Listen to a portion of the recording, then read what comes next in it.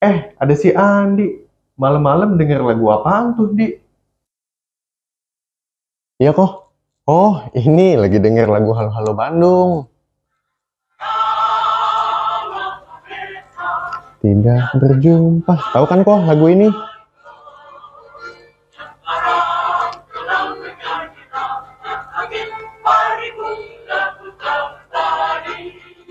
Sebentar kok. Emangnya di Bandung ada lautan api ya?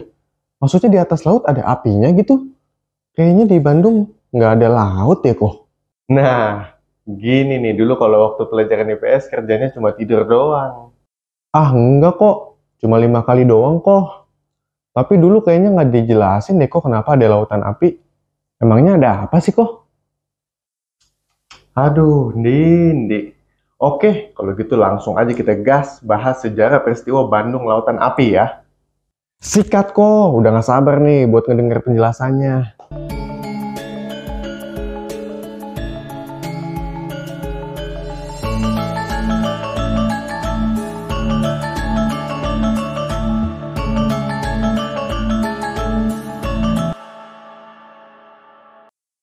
Halo Sobat Budaya, balik lagi ke Rus and History Channel yang mengupas nilai sejarah, legenda, dan budaya agar tidak terlupakan sampai generasi berikutnya.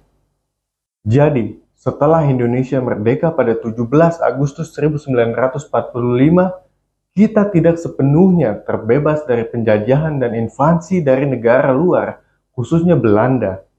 Karena setelah Jepang kalah pada Perang Dunia Kedua dan keluar dari Indonesia, kemudian pasukan sekutu yang tergabung dalam AFNI dan Belanda kembali lagi ke Indonesia untuk melancarkan agresi militernya.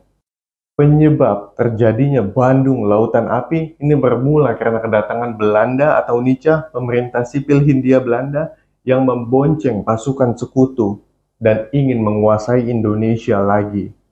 Pada 16 Agustus 1945, saat rombongan dari perwakilan sekutu berbondong-bondong datang di Tanjung Priuk, Jakarta. Rombongan ini dipimpin oleh Laksamana Muda Wilfrid Rupert Patterson. Tunggu sebentar kok. Apa hubungannya rombongan Laksamana Muda di Jakarta dengan Bandung Lautan Api? Sabar dulu, Ndi. Kan baru mulai. Nanti ada penjelasan lanjutannya. Oke? Kemudian masyarakat Indonesia jadi curiga karena kedatangan Nica. Dan ternyata bener aja. Ternyata Nica itu punya niat busuk. Karena mereka memberikan senjata kepada bekas anggota perang Hindia Belanda. Atau yang disingkat pasukan KNIL. Pasukan KNIL ini yang tadinya ditahan di Bandung. Kemudian dibebaskan. Waduh, kalau gitu jumlah musuh kita tambah banyak dong kok. Betul, Di. Tapi jangan khawatir. Kita juga sudah antisipasi. 7 hari setelah proklamasi kemerdekaan Indonesia pada tanggal 23 Agustus 1945, Presiden Soekarno mengumumkan pembentukan Badan Keamanan Rakyat atau BKR sebagai salah satu syarat terbentuknya suatu negara. Pembentukan BKR ini mendapat dukungan dari segenap bangsa Indonesia, termasuk juga di kota Bandung. Para pejuang muda berdatangan mendaftarkan diri di markas PKR di Jalan Kepatihan dan Jalan Pasir Kaliki. Kemudian disusul oleh pembentukan Laskar Wanita Indonesia atau yang disingkat LASWI pada tanggal 12 Oktober 1945 yang jumlahnya kurang lebih sekitar 300 orang yang terdiri dari bagian pasukan tempur, palang merah, penyelidikan, dan perbekalan. Mereka bersiap siaga menghadapi kembali kedatangan pasukan sekutu yang dibonceng oleh militer Belanda. Dan pada tanggal 15 September 1945, Sang Merah Putih dikibarkan di beberapa titik di kota Bandung. Wah, keren! Tapi pasukan BKR, LASWI, dan lain-lainnya itu ngelawan sekutu pakai apa ya kok? Yang sudah terdaftar sebagai anggota BKR, LASWI, dan badan lainnya, mereka membawa senjata golok, bambu runcing, senapan angin, bedil, hingga pistol Colt. Mereka bersiap siaga menunggu komando untuk berperang. Kemudian pasukan Inggris atau sekutu yang dipimpin oleh Brigade MacDonald tiba di Bandung pada 12 Oktober 1945. Tujuan kedatangan mereka awalnya untuk memulangkan tentara Jepang dan membebaskan warga Belanda yang menjadi tahanan Jepang. Namun keadaan mulai memanas ketika Brigade McDonald menuntut ke Gubernur Jawa Barat, yaitu Pak Muhammad Jamin atau Pak Datuk Jamin, yang isinya agar segala senjata yang ada di tangan pemuda atau pejuang untuk diserahkan kepada sekutu, kecuali senjata milik polisi dan TKR atau Tentara Keamanan Rakyat, yang sekarang disebut sebagai TNI. Pasukan Belanda atau KNIL yang ada di kamp tahanan karena sudah dikeluarkan dan bebas, mereka mengacaukan keamanan, sampai akhirnya terjadi bentrokan antara TKR Indonesia dengan pihak sekutu. Situasi menjadi hingar-bingar, sampai pada malam hari, tanggal 24 November 1945, para TKR Indonesia dengan badan perjuangan seperti BKR dan LASWI menyerang markas pasukan para sekutu di Bandung bagian utara, termasuk Hotel Homen, Gedung Sate, dan Hotel Prianger yang menjadi markas besar sekutu pada saat itu. Wow, kira-kira sekutu ngamuk atau kok markasnya diserang kayak gitu? Bukan ngamuk lagi, Ndi. Ngebul kepala para sekutu itu. 3 hari setelah penyerangan tersebut, pasukan Inggris geram karena misinya di Bandung mendapat banyak hambatan dari para pejuang.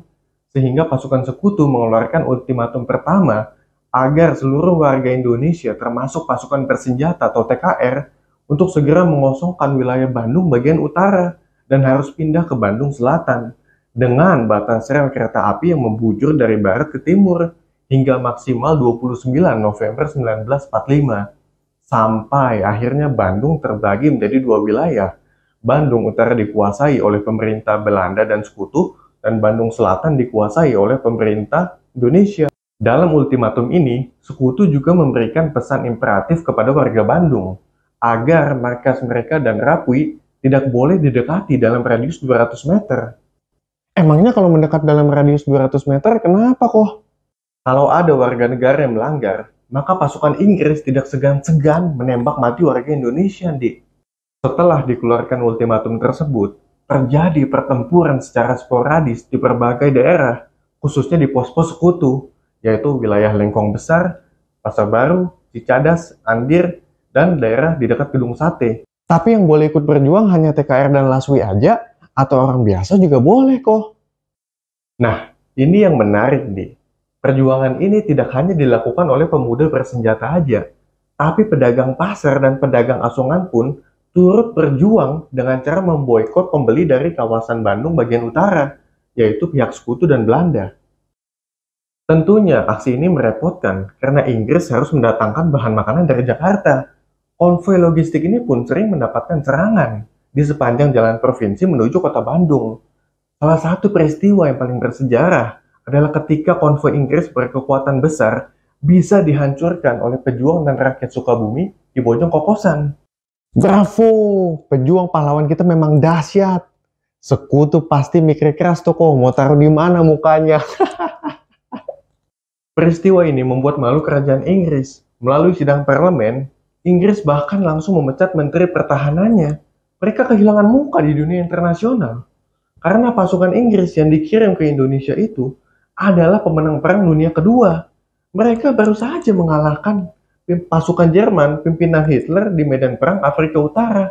Namun ironisnya kalah oleh pejuang Indonesia yang mereka sebut sebagai gerombolan ekstremis. Peristiwa yang memperburuk keadaan terjadi pada tanggal 25 November 1945.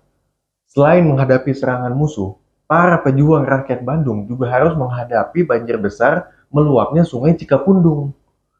Ratusan korban terbawa hanyut dan ribuan penduduk kehilangan tempat tinggal. Keadaan ini akhirnya dimanfaatkan oleh musuh untuk menyerang rakyat Bandung yang tengah menghadapi musibah. Wah, posisi kita terdesak ya kok. Curang tuh sekutu. Banget, Di. Berbagai tekanan dan serangan terus dilakukan oleh pihak sekutu dan Inggris. Tanggal 5 Desember 1945, beberapa pesawat terbang pasukan Inggris atau sekutu membom daerah Lengkong Besar. Kemudian tanggal 21 Desember 1945, lagi-lagi pasukan sekutu membom dan melakukan rentetan tembakan membabi buta di Cicadas.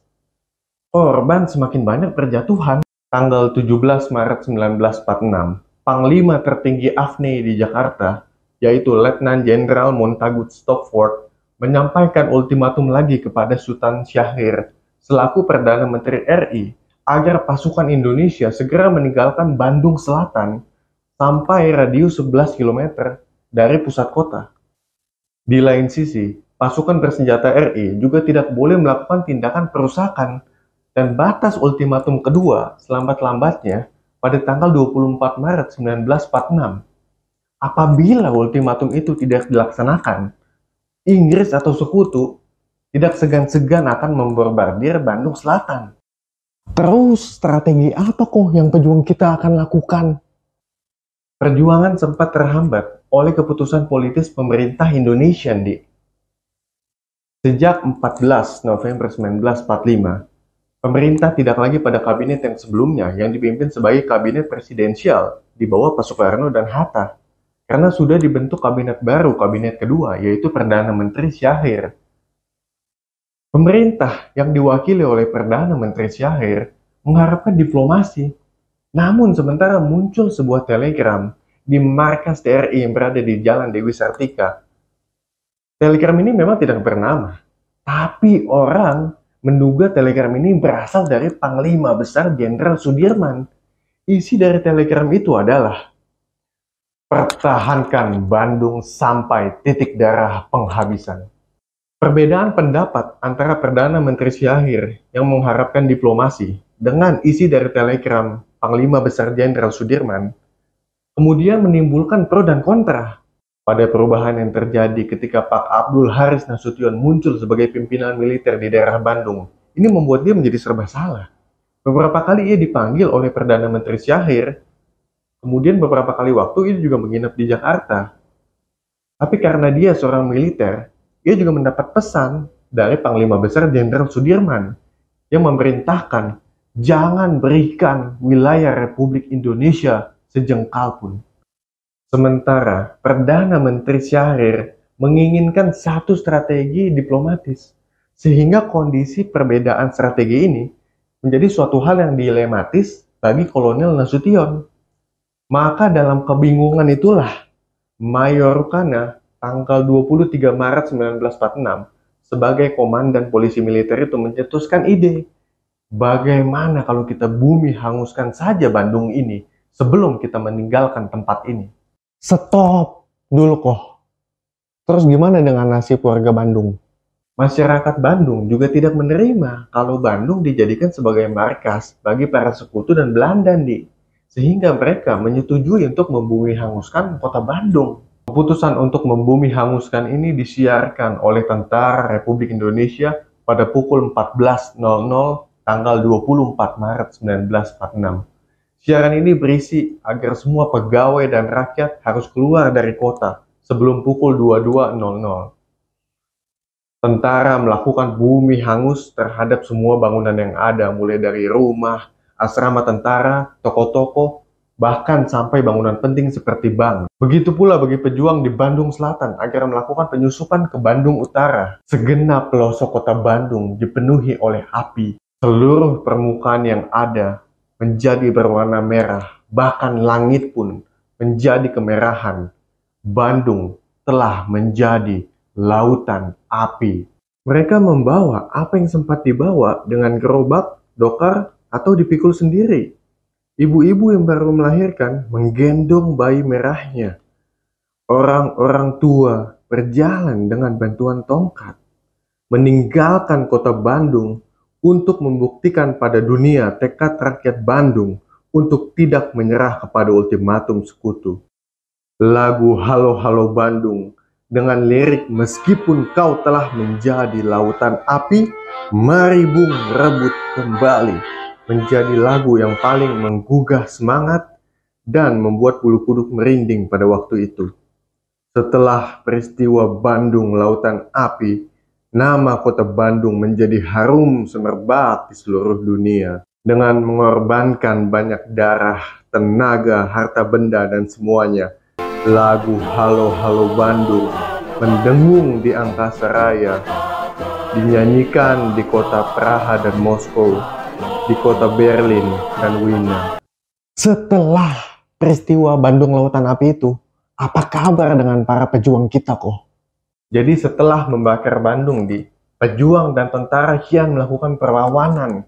Mereka meluncurkan taktik perang gerilya. Dalam pertempuran perjuangan tahun 1946 itu, ada 35 barisan perjuangan rakyat bersenjata di daerah Bandung Selatan. Barisan-barisan ini merupakan barisan penggempur di bawah Majelis Persatuan Perjuangan Periangan atau disingkat MP3. Pasukan ini dipimpin oleh Sutopo dengan markasnya waktu itu berada di daerah Balendah, daerah Ciparai. Kemudian tugas utama mereka adalah mempertahankan garis pertahanan Dayeuhkolot dan selalu harus siaga berhadap-hadapan dengan pihak Sekutu dan Belanda. Pada tanggal 10 Juli 1946, sekitar jam 21.45 malam, 3 dari ke-35 barisan perjuangan rakyat bersenjata itu mendapat perintah dari pimpinan MP3 untuk melaksanakan suatu perang gerilya dengan tujuan untuk menghancurkan pertahanan Belanda di wilayah Dayeuhkolot. Ketiga barisan itu adalah barisan Banteng yang memilih pasukannya yaitu Muhammad Toha, Jojon, Suntama, Uju, dan Muin. Yang kedua barisan Pangeran Papak memilih pasukannya yaitu Ahmad, Mehmet, dan Wahri. Sedangkan pasukan Hizbullah memilih pasukannya yaitu Muhammad Ramdan, Warta, dan Idas. Pasukan-pasukan ini dipimpin oleh Muhammad Toha, seorang pejuang muda yang baru berusia 19 tahun. Kemudian setiap anggota pasukan ini dipersenjatai karaben, pistol, sampai 2 hingga 3 granat masing-masing di pinggangnya. Akhirnya gabungan 11 orang dari barisan perjuangan ini pergi pada malam hari itu menyeberangi Sungai Citarum, karena gudang amunisi milik Belanda itu terletak di seberang Sungai Citarum. Para pejuang muda harus masuk ke dalam gorong-gorong untuk meledakkan itu. Tetapi naasnya, sebelum menyerang, ranjau meledak dan melukai semua orang-orang pasukan itu, termasuk Muhammad Toha sebagai pimpinan pasukan. Lalu Muhammad Toha menyuruh 9 orang itu untuk kembali, tetapi ia dan Muhammad Ramdan tetap meninggalkan dirinya di situ, karena ia sudah bertekad akan meledakkan gudang amunisi Belanda itu dengan dinamit. Namun keesokan harinya, kejutan itu datang karena sekitar jam 12 siang terdengar suara ledakan yang begitu hebatnya sampai ke Cianjur. Bahkan terdengar juga ledakan itu sampai ke Garut, karena segudang amunisi itu telah dihancurkan. Pemandangan asap hitam terlihat menakutkan. Gedung-gedung runtuh dan rumput-rumput pohon dimakan si jago merah dengan bekas menghitam. Inilah pemandangan bekas ledakan gudang mesiu Belanda yang menggoncangkan bumi sekitarnya, memecahkan kaca-kaca jendela, dan meretakkan dinding-dinding tembok bangunan di Bandung. Suatu ledakan yang sangat epik sebagai jawaban dari ultimatum Sekutu. Sayangnya, dalam peristiwa ledakan itu, pemimpin pasukan kita, Muhammad Toha, gugur dan mayatnya tidak ditemukan. Peristiwa yang tak terlupakan yang dilakukan oleh para pejuang dan pahlawan kita ini akan terus dikenang demi kesatuan negara Republik Indonesia. Bandung Lautan Api menjadi salah satu peristiwa heroik terbesar dalam mempertahankan kemerdekaan Indonesia. Peristiwa ini juga memberikan inspirasi bagi Ismail Marzuki untuk membuat lagu Halo Halo Bandung yang kamu dengerin tadi, Ndi. Iya kok, tapi sekarang Andi jadi paham bahwa setiap makna liriknya tersimpan bukti perjuangan yang hebat di kota Bandung. Sebuah lagu yang menggambarkan semangat perjuangan masyarakat Bandung dalam peristiwa tersebut. Kemudian dari belahan wilayah Indonesia mengenal istilah Bandung Lautan Api muncul pula di Harian Suara Merdeka tanggal 26 Maret 1946 dari seorang wartawan muda yaitu Aceh Bastaman yang menyaksikan pemandangan pembakaran Bandung dari Bukit Gunung Leutik di sekitar Pamengpeuk, Garut. Dari puncak itu, Ace Bastaman melihat Bandung yang memerah dari Cicadas sampai dengan Cimindi. Setelah tiba di Tasikmalaya, Ace Bastaman dengan bersemangat segera menulis berita dan memberi judul Bandoeng Jadi Lautan Api. Namun, karena kurangnya ruang untuk tulisan judulnya, maka judul berita diperpendek menjadi Bandung Lautan Api, yang sekarang dikenal oleh semua rakyat Nusantara. Selain dibuat menjadi lagu, kira-kira apa ada bentuk penghormatan lain untuk mengenang peristiwa itu kok? Gak mungkin gak ada nih. Monumen Bandung Lautan Api itu ada di lapangan Tegalega Kota Bandung. Kemudian Kota Bandung juga punya 10 bukti atau 10 stilasi yang tersebar di 10 titik Kota Bandung. Di mana aja tuh kok 10 titiknya? Siapa tahu nanti kalau lagi main ke Bandung bisa mampir ke sana. Wajib banget nih untuk ngelihat beberapa stilasi yang ada di Kota Bandung kalau lagi main ke sana. Nah, berikut 10 titik stilasi yang ada di Kota Bandung. Untuk stilasi pertama yang di Kota Bandung, ada di Jalan Insinyur Haji Juanda, Sultan Agung. Stilasi yang pertama ini berada di depan gedung bekas kantor berita Jepang atau Domei, yang sudah ada sejak tahun 1937. Menurut catatan sejarah, di kantor berita inilah untuk pertama kalinya teks proklamasi dibaca oleh rakyat Bandung. Kali ini bangunan tersebut sebagai kantor Bank BTPN. Kemudian untuk stilasi yang kedua ada di Jalan Braga. Stilasi kedua ini tepatnya berada di persimpangan Jalan Braga dan Jalan Naripan. Terletak gedung Bank Jabar yang dahulu bernama Gedung Denis. Di gedung ini, pada Oktober 1945, pejuang Bandung Muljono dan E. Karmas merobek bendera Belanda. Stilasi yang ketiga ada di Jalan Asia Afrika. Stilasi ketiga berada di depan gedung asuransi Jiwasraya di Jalan Asia Afrika atau seberang Masjid Raya Jawa Barat. Dulunya, gedung ini digunakan sebagai markas Resimen 8 yang dibangun pada tahun 1922. Stilasi yang keempat ada di Jalan Simpang. Stilasi 4 ini berada di sebuah rumah yang terletak di Jalan Simpang. Di tempat inilah dilakukan perumusan serta diambilnya keputusan pembumi hangusan Kota Bandung. Perintah untuk meninggalkan Kota Bandung pun dikomandoi dari rumah ini. Rumah tersebut kini dijadikan tempat tinggal dan masih dalam bentuk aslinya. Stilasi yang kelima ada di Jalan Dewi Sartika. Stilasi 5 ini tidak berada jauh dari Jalan Oto Iskandar Dinata atau Jalan Kautamaan Istri, tepatnya di depan SD Dewi Sartika. Stilasi yang keenam ada di Jalan Ciguriang. Stilasi yang keenam ini letaknya pas di Jalan Ciguriang sebelah pusat perbelanjaan Yogya Kepatihan. Stilasi 6 terletak dalam sebuah rumah yang juga markas Komando Divisi 3 Siliwangi pimpinan Kolonel A.H. Nasution. Stilasi yang ketujuh ada di Jalan Persimpangan Lengkong Tengah sampai Lengkong Dalam. Stilasi ini berada di persimpangan Jalan Lengkong Tengah dan Jalan Lengkong Dalam, tepatnya belakang kampus Unpas. Tempat ini merupakan tempat bermukim masyarakat Indonesia dan Belanda. Stilasi yang ke-8 ada di Jalan Jembatan Baru. Stilasi ke-8 berada di Jalan Jembatan Baru yang merupakan salah satu garis pertahanan pejuang saat terjadi pertempuran Lengkong. Stilasi yang ke-9 ada di Jalan Asmi. Stilasi 9 berada di SD Asmi, tepat Jalan Asmi. Bangunan utama gedung tidak banyak mengalami perubahan. Tempat ini digunakan sebagai markas pemuda pejuang, Pesindo dan BBRI sebelum terjadinya peristiwa Bandung Lautan Api. Dan stilasi yang terakhir ke-10 ada di Gereja Gloria. Stilasi terakhir ini berada di depan sebuah gereja yang terletak di Gereja Gloria. Dahulunya merupakan gedung pemancar nirom yang digunakan untuk menyebarluaskan proklamasi kemerdekaan ke seluruh Indonesia dan dunia. Sobat Budaya, sebelum kita menutup episode sejarah panjang mengenai Bandung Lautan Api ini, saya ingin mengajak Sobat Budaya yang lain untuk menyanyikan lagu Halo Halo Bandung secara bersamaan, sebagai bentuk penghormatan jasa kita kepada para pejuang dan pahlawan yang sudah berjuang di Kota Bandung pada saat itu. Saya akan menyetel lagunya sebagai instruksi untuk bernyanyi.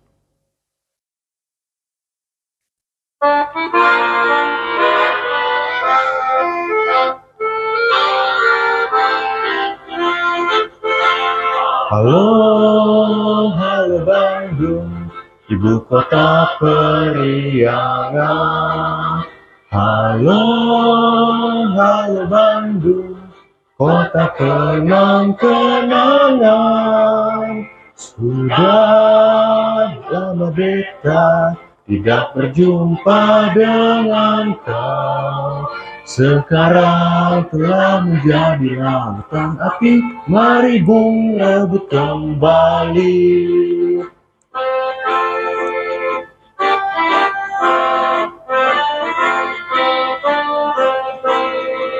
Kita nyanyikan bersama-sama lagi ya, satu kali lagi.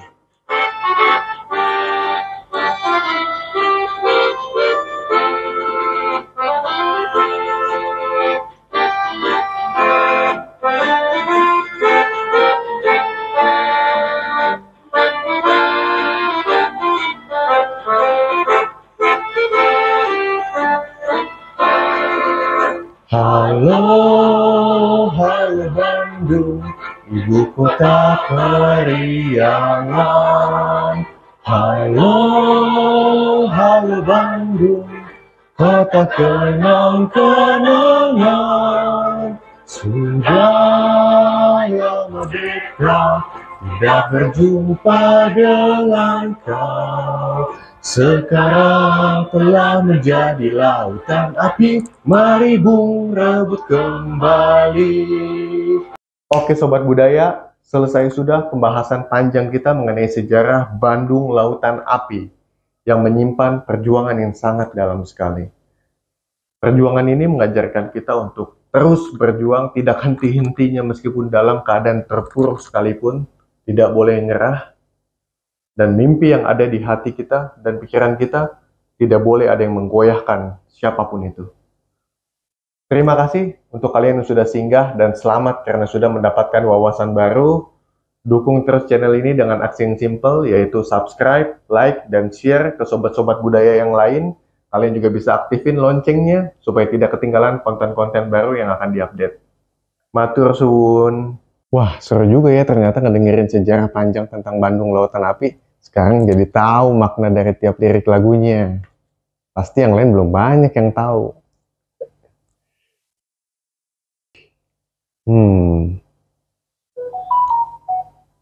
Wah, siapa nih?